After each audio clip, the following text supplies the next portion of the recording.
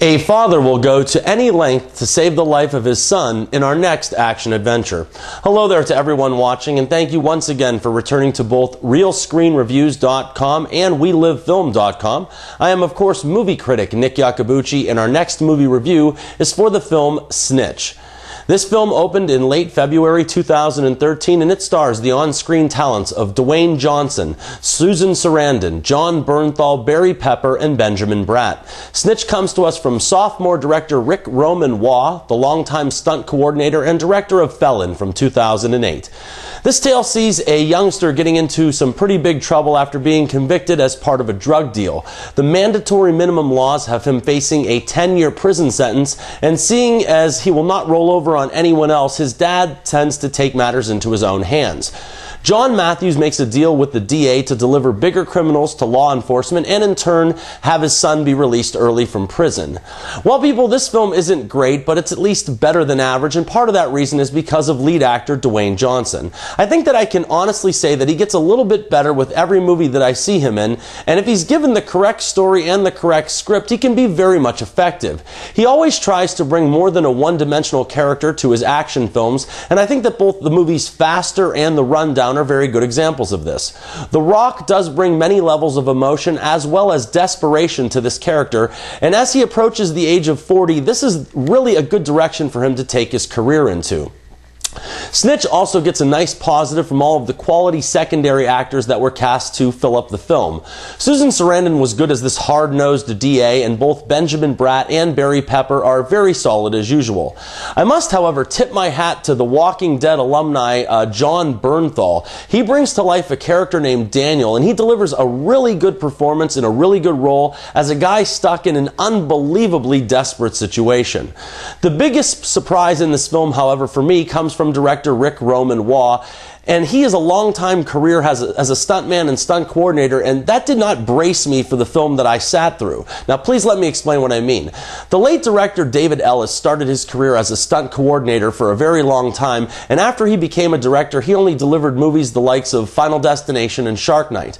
Then another stunt coordinator named Dan Bradley delivered us the new Red Dawn from a few months back as its director, and seeing as all of these examples are absolutely terrible movies, you can at least understand my apprehension.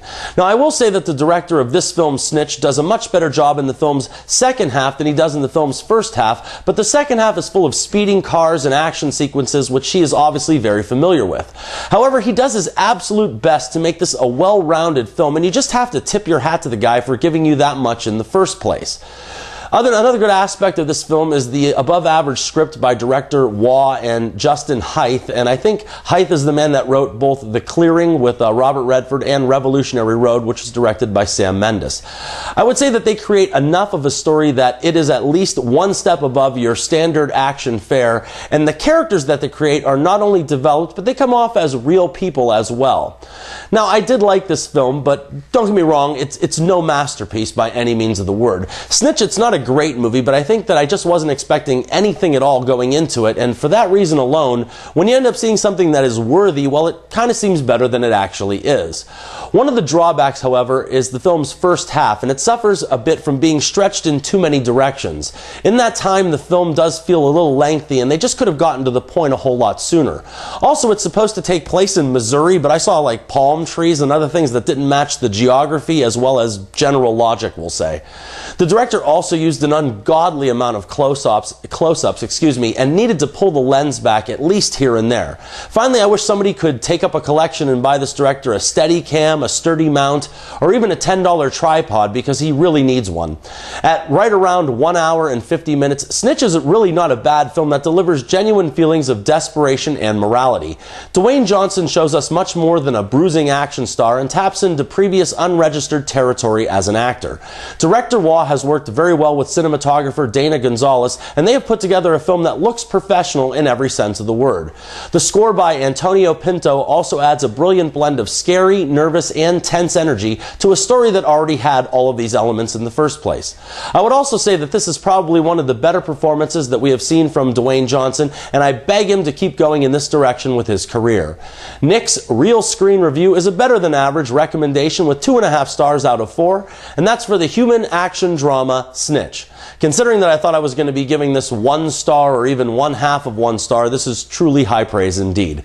Well, I'm afraid that's all the time that I have today, and thank you so much for stopping by. If you've enjoyed this review, please click like below and give me a thumbs up, or subscribe to either or both Real Screen Reviews or We Live Film if you haven't yet already.